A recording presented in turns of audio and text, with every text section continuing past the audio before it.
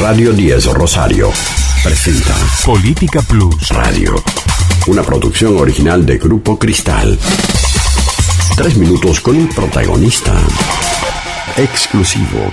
Hoy, Juan Carlos Millet. Con el argumento de promover la inclusión social en sectores vulnerables, la provincia de Buenos Aires sancionó una ley que habilita a militantes sociales para que ejerzan la docencia aunque no tengan formación profesional. En contacto con Radio 10 está el diputado provincial Juan Carlos Millet, además hombre vinculado a la educación en la provincia. Juan Carlos, ¿cómo estás? Bienvenido. Marcos Vizcarra te saluda. Hola, ¿qué tal, Marcos? Muy bien. Bueno, gracias por atendernos, Juan Carlos. No. Aparentemente, se ha vuelto atrás con esta idea, ¿no? Después de las críticas que despertó. Pero ¿qué lectura hace sobre lo que ha sido la sanción de esta ley en la provincia de Buenos Aires? Bueno, realmente yo creo que lo que está demostrando es la pérdida del camino respecto a la educación, es decir, esto de andar tentando en cualquier dirección, y sobre todo lo más penoso es la utilización política de la educación, porque acá fíjate vos que en realidad si hay algo que es importante en la educación no es solo la contención, sino realmente la capacitación que uno adquiere, porque a partir de esa capacitación uno puede estar en condiciones o no de acceder a un trabajo digno, estar en condiciones o no de ser un ciudadano realmente. Claro. Y de hecho, solamente pensar en la inclusión y no pensar en la formación es una forma de cristalizar la pobreza, de cristalizar las desigualdades, y me parece que, por otro lado, en el caso de esta ley, de alguna manera apuntaba a tratar de mostrar de acá a unos meses como que había sido un éxito porque las estadísticas demostraban que más gente se había quedado en el sistema o cosas por el estilo, cuando en realidad era una mentira, ¿no? A nivel global, ¿qué análisis y qué valoración hace sobre lo que ha sido la política de educación del gobierno kirchnerista, que comenzó, por supuesto, con Néstor Kirchner y que ha tenido una continuidad a lo largo del tiempo con los 2 mandatos de Cristina Fernández de Kirchner? Sí, en realidad yo sería un poco más extensivo, es decir, yo creo que el problema de la educación, sobre todo la educación primaria y secundaria, es un problema que viene andando mal desde hace muchos años atrás. Yo creo que a partir de la década del 60 es cuando la educación empieza a fracasar en la Argentina, porque es difícil después decir que quién se equivocó más, si fue tal o cual gobierno. Sí. Parece que es una decadencia progresiva, cada año que pasa peor estamos, y yo creo que es fácil de ver en la propia sociedad, es decir, todo lo que nos está pasando, que nos roban, la violencia, la falta de normas de convivencia, que la violencia no solo está en los lugares que habitualmente estaba, sino que hoy también está en la calle, está en los clubes, está en la escuela, está en el piquete, está en todos lados, es decir, que no hay protección de los recursos naturales, es decir, hay todo el medio ambiente que no se respeta, hay trabajo infantil, es decir, todo eso la gente tiene que entender que eso es una señal inequívoca del fracaso de la educación. Y yo digo que la educación viene fracasando de la década de 60 porque fue cuando en la Argentina la sociedad dejó de tener participación en la construcción de la educación. Es decir, hasta el año 60, a partir de los consejos escolares a nivel nacional, en donde participaban los padres, los cooperadores, los empresarios, las iglesias, los gremios, se discutía el contenido de los planes de estudio, la capacitación docente, se discutía en definitiva cómo se quería que fuera el futuro. Y a partir de la dictadura de Onganía, esto se disuelve, se pone en manos de una sola persona que es el ministro, y yo creo que a partir de allí la educación empieza a caminar por un andarivel y la sociedad por otro. Y fuimos profundizando el error y agregando, por supuesto, a lo largo del tiempo,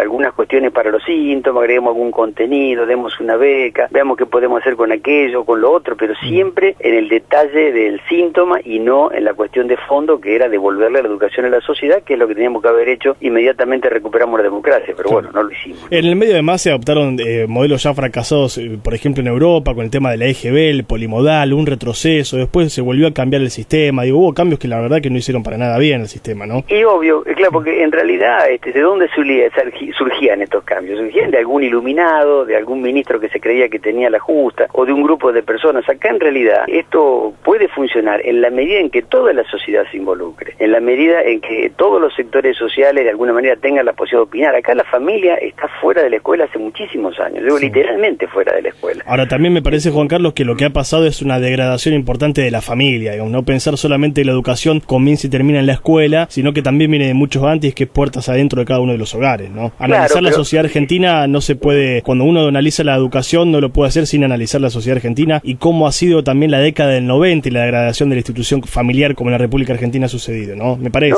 No hay ninguna duda. Lo que pasa es que yo creo que es cuando una cosa se empieza a separar desde la base, cada vez es más grande la diferencia. Yo creo que aquí, a partir de que la educación no acompaña acompañó más a la sociedad y la sociedad fue teniendo cambios y cambios y cambios. Fíjate, por decir algún detalle mínimo, es decir, de 60 para acá, la inclusión de la mujer en la vida laboral es enorme. Sí. Es decir, la mamá no es la mamá que teníamos, en mi caso, que soy bastante mayor, que siempre estaba en la casa, que vos venías a la hora que venías y estaba. Ahora la mamá está muy poco en la casa también. Es decir, la sociedad va cambiando, pero la educación no acompaña ese cambio. Fíjate vos, antes los chicos eran chicos y los grandes eran grandes y una generación aprendía de la otra, pero a partir de la irrupción de la televisión en la casa, por ejemplo, y que el mundo del adulto entró en contacto con el nene chiquitito que está ahí adelante del televisor, él empieza a entrar en contacto con otras realidades distintas a las que teníamos nosotros. Pero en la escuela le siguen contando casi el mismo cuentito que nos contaban a nosotros en la década del 50. Entonces el chico se aburre, el chico le pierde respeto al maestro. Hay toda una serie de cosas,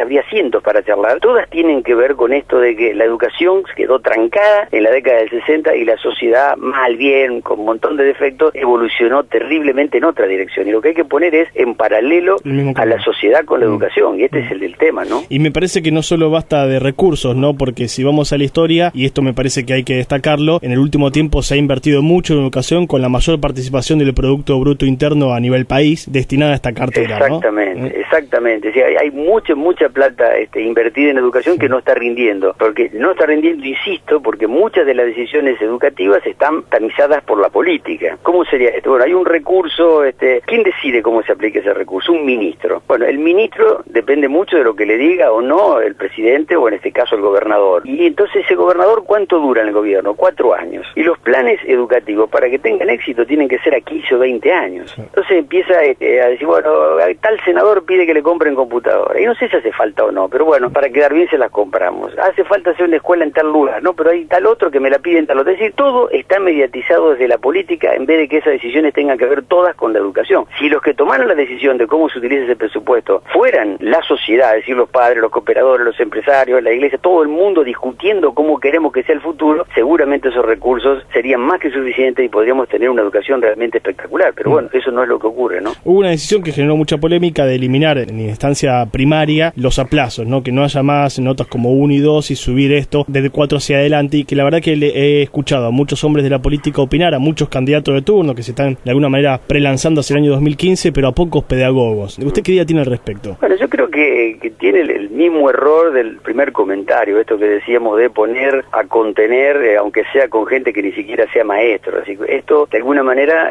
apunta a como dé lugar a que el chico se quede en la escuela. Pero eso es una parte, contener al chico. La otra parte, tan importante o más que esa, es que realmente no salga engañado de la escuela. En definitiva, que no salga capacitado como para tener un trabajo, porque si no, en definitiva, los sectores más humildes, digamos, que hacen el mayor esfuerzo para que sus hijos vayan a la escuela, terminan siendo estafados, porque ese chico tiene una capacitación tan mala que cuando sale al mercado laboral no encuentra ningún trabajo importante, tiene un trabajo precario y va a volver a crear una nueva familia pobre. Entonces, nunca vamos a romper el círculo de la pobreza si no atendemos fundamentalmente a una enorme capacitación que posibilite una inserción distinta en el mercado laboral. Si no, estamos comprometiendo el futuro de esta manera, de una manera realmente terrible, ¿no? Hay un desafío interesante de por medio, ¿no? Yo recuerdo una frase del ministro de Educación, Daniel Filmus, que fue ministro del gobierno de Néstor Kirchner, que dijo: cuando nosotros nos hicimos cargo de la cartera de educación, los chicos iban simplemente a la escuela para poder alimentarse, ¿no? Buscar comida, ¿no? Fue una situación social después del 2001 a nivel nacional crítica. Ahora el desafío es que los chicos no solo se queden en la escuela, que no vayan a comer, sino que vayan a estudiar para lo que está creado la institución educativa y que además salgan buenos profesionales, ¿no? Hay un desafío por delante inmenso, me parece. Y sí, pero ese desafío tiene que ponernos a todos en línea, digamos. No es un desafío que puede abordar una sola persona como puede ser un ministro. Todos tenemos que participar. Por eso nosotros estamos trabajando mucho en un proyecto que fomenta y fuerza de alguna manera la participación de todos los actores en comprometerse hacia el futuro. ¿Tuvo algún debate acá en el diario La Capital, también con el presidente de la Cámara, Luis Rubeo, trabajando en esa iniciativa, ¿no? Sí, efectivamente, este es un proyecto que nosotros queremos que sea leído como un proyecto de Estado, en donde no hay diferencia si uno es radical, el otro peronista o el otro es de algún otro partido. Lo que nosotros queremos es que abordar un proyecto de fondo de la educación, no de la coyuntura, y que, digamos, pongamos en marcha un gran pacto social educativo que nos posibilite, en este caso, una Santa Fe distinta dentro de 15 o 20 años. Ojalá que lo podamos poner en marcha. Yo creo que hay bastantes posibilidades para eso. Juan Carlos, por último, está bueno una crítica constructiva, poder aportar, comenzar a trabajar con esta idea, pero yo reniego y me parece que hay que dejarlo bien establecido de aquellos que ponen a Argentina como en el peor de los mundos. Al fin y al cabo, en Argentina la educación sigue siendo pública, sigue siendo gratuita, sigue teniendo una universidad de calidad, en donde salen muy buenos profesionales, que además, en comparación con Latinoamérica y en otros casos donde además la facultad es privada, es paga, realmente está generando una educación que al menos en la región es para destacarlo, digamos, no todo es negativo, ¿no? No, pasa, nosotros somos un poco depresivos, siempre vemos los defectos que tenemos y por ahí no las virtudes, pero lo cierto es que nosotros estamos en condiciones de tener una educación mucho mejor, y no es difícil en la medida en que volvamos a devolver la educación a la gente, a la sociedad. Yo creo que el error que desgraciadamente un pensamiento autoritario como el de Onganía, de disolver los consejos y esto que hacían 50 personas lo hace uno solo porque realmente mucha gente discutiendo da miedo porque es una agenda subversiva, no lo resolvimos con la democracia. A la universidad sí, le devolvimos la autonomía, el cogobierno, le devolvimos un montón de cosas, pero a la escuela primaria y secundaria al contrario, la democracia le hizo hasta daño porque finalmente pasó todo el sistema nacional a las provincias y cada uno hace cualquier cosa, y esto realmente es una pena porque, como vos decís, todavía tenemos una buena educación, pero supimos tener una que era absolutamente de excelencia y que era envidiable por toda América Latina, ¿no? Juan Carlos, gracias por estos minutos en Radio 10 y por generar el debate, ¿eh? No, muchísimas gracias a vos y un abrazo grande. Un saludo, hasta luego. El diputado provincial de la Unión Cívica Radical, Juan Carlos Millet, acerca de, en definitiva, lo que es el debate actual de la educación en la República Argentina. Hasta aquí llegamos con Política Plus Radio, una producción original de Grupo Cristal. 3 minutos con un protagonista exclusivo. Politicaplus.com. Un diario bien informado. Visítalo. Noticias, información, opinión, música y muy buenos negocios. Politicaplus.com. Más que un diario.